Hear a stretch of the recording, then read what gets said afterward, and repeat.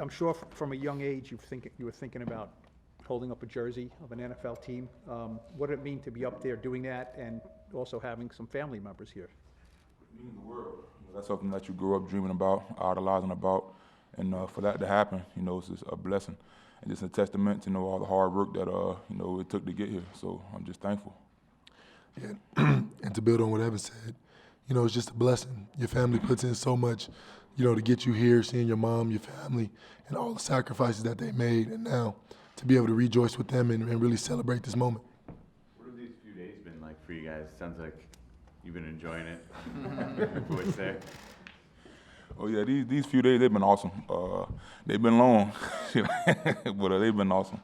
Everything that I dreamed they would be and everything that I expected they would be. So I would say the music has just been hitting different lately. So that's why my voice is going, because I've been, singing along and singing my heart out, but just, enjoying it, like I said, just, trying to be in the moment.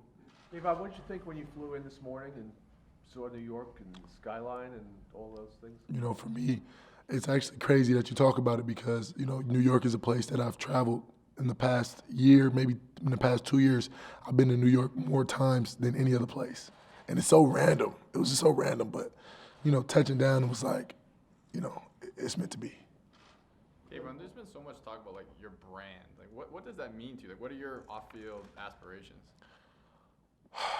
It's just so crazy. So when they handed me the playbook, it was an iPad form, and I learned best writing. So for me, it was like the brand went out the window. Right, the only thing I can think of now is the playbook and trying to really get into it and dive into it and make sure that I know everything that I can going into training camp. I was going to ask you guys how much. Edge rushing, 7 technique. Giants run multiple schemes. How do you feel getting bumped down to the 3 and the 5 tech? I would love it. I feel like that's a testament to, the versatility that I'm going to have, and, I'll be able to continue to work on, and then I'll always be sharpening my tools. So, I'll never go dull because Coach will be moving me around, and, I'll know a lot of the defense. Both of you guys, how much football have you really talked about already with Coach Dable, and where do you see yourselves already contributing to this team? Yeah, I talked a good amount with Coach Dable and the O-line coach. Got on Zoom a couple times and just installed the playbook. And it's crazy that Coach Dable was the offensive coordinator at Alabama, so a lot of scheme things and concepts kind of aren't foreign to me. So I've seen them before, so it's going to be a real help coming in and trying to learn the playbook for sure. And for me, I was able to chop it up with Coach Wink when I was out here and just seeing everything they did with the Ravens, in their time. I mean, it was unbelievable. So just being able to see the guys who did great things and then envision myself and, all the great things that he has that I'll be able to learn and, grow. Kayvon, how familiar are you with the history of pass rushers that the Giants have had? I know you know Michael Strahan, but even beyond that, they've had pretty great history of guys here. I'm not, I would say that's the only thing I'm really ignorant to is when it comes to my football history. So I will be picking up. And I was just telling Dion in the back, I said I got to go do some research before I get in front of all these cameras. Back, I think it was Super Bowl week. You were at a party. Colin Cowherd said he was talking to you, and you told him back then you thought the Giants were going to take you. Why did you think that so far ahead of the draft? You guys won't believe this, all right? But I'm a big believer in God, and it's a testament to it. So I got a tattoo, and the tattoo is 5 stripes. It's tally marks, 1, 2, 3, 4, 5, one across. And when I got it, it's because I had 5 friends that I knew that I was going to become successful with. But when I really thought about it, it was more than 5 of us. So I really didn't have a purpose. But this was 3 years ago. And now I've been selected as the 5th pick in the NFL draft to the New York Giants. So to me, it's just a testament of God and, everything and the legacy that he bestowed me with just fell in line. Well, with that being said, we already learned Graham Gano is a tough negotiator. He has number 5 here. Where do you stand on that and the number and wanting to wear it, or have you talked to him? Oh, man. And it's funny, you guys just know this is real now. We're talking real numbers, and I haven't even thought when you tell somebody 250, I don't know what 250 means. You forget all the zeros behind it. Things are a lot different now. So, but yeah, he's a great guy, and we obviously gonna build a relationship, and I'm gonna be able to really get into it, and we're gonna talk about it. But you would like to. I mean, that is something I'm pursuing. Obviously, he's a vet. He's put the work in. He got 5 kids, so there's some weight, and there's a whole lot of negotiating that's gonna have to happen before anything shakes.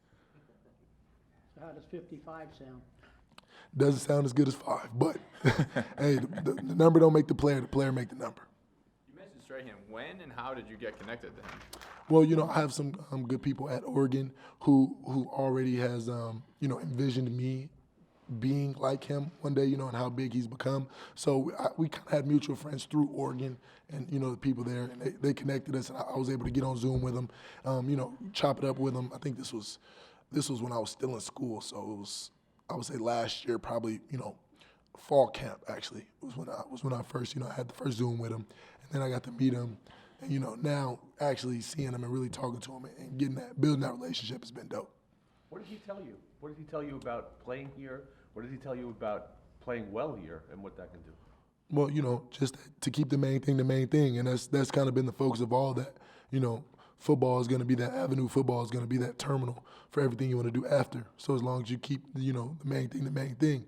And then he also shed light into the idea that people thought the same thing about him. Like, man, you must have had this planned out, But for him, he shared with me that it took him being great to really cultivate, everything he did off the field. It kind of just fell into place.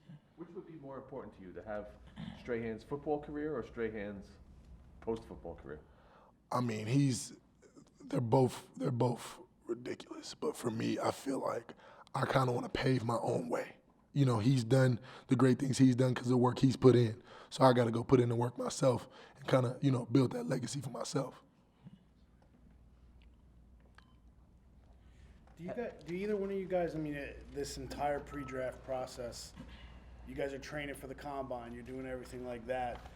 Is there any type of relief where you feel like, you know what, I got to do my football stuff now. I got to get back into being a football player rather than training for a combine and numbers? Right, the uncertainty of the pre-draft process is all over now, and now I can really just get back to the main thing, which is football. So it's a really good feeling for sure, just to be able to come in and just work as hard as I can and just help the team for sure. So it's definitely a great feeling. Yeah, man. Evan, No, go ahead. Well, I was just gonna agree with you saying, like, now we ready. Just being a competitor is like, it's hard. It's not fun competing with the clock.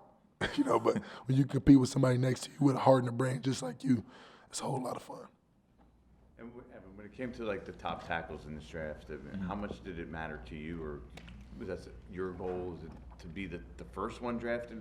I know it didn't, the way it worked out. One went at 6, Yeah, man. 7, My goal was just to be drafted, man. That's what I've been playing football my entire life for. So I'm just thankful that the Giants organization gave me the opportunity to do that, and I'm definitely going to make the most of it. Evan, we usually see you as very quiet, reserved. Your high school coach told us about a video you sent them earlier this season, I guess last season, to hype up the team for a game. Yeah. That was Evan in his football mode. I had turned the switch on to just kind of fire the guys up for sure. So it was a pretty special moment for them. I forget what team they were going in to play, but I'm just thankful that I got the opportunity to just share a little bit of wisdom and just help motivate those guys going into the game. How often does that personality come out? Every time I line up on the football field. This is for both of you guys. When teams are interviewing you during this process, did you interview them too for yourself? And like, if you did, what did you learn about the Giants that you think makes this a good fit for you? Yeah, of course. You definitely want to ask questions going through this process. And one thing I took away from the Giants organization is that they're really trying to get back to that winning culture, and that's something that I really respect. So I'm just thankful and glad to be a part of it. Yeah, I think when I come to it, I like to see how people think, and I like to see what's their train of thought. So for me, just coming in and seeing I would ask different things on what's their perspective on the draft, how they think it's going to play out, and what's their perspective on upcoming season, and change and bring guys in, but they really have it down to a T. And when you talk about men with a master plan, they have the master plan, and now it's just about really for us to buy into that culture, me and General buy into that culture and be a keeper of the culture. You guys talked about this the other night, but you came in together. You're 2 draft picks apart. And you'll probably face each other in practice. How much is that going to push each of you during the course of your careers? I believe it's going to push us tremendously. I believe in iron sharpens iron. So what better place to get better than the New York Giants? So I'm just excited to go out there and just compete my hardest, man, and just hopefully we make each other better. I saw a video of you two guys in high school kind of going against each other. What do you guys remember of that? Yeah. You got one, and then Yeah, it was. and he And got I the think it speaks volume to the competitiveness. It speaks volume to wanting to be better, because it was, for me and him, every time we came to a camp, we knew it was like, okay, you know how they're gonna set us up, but it was that, like, okay, he's the best, I'm the best. Now let's get better. You know what I mean? Like, let's prove to ourselves on why we got this far. How ironic is it that you two are now here, considering they matched you up every time you showed up, and now here you are playing It's not together. ironic. Yeah, crazy. It's not ironic though. It's God. I'm telling you, it's God. It's God.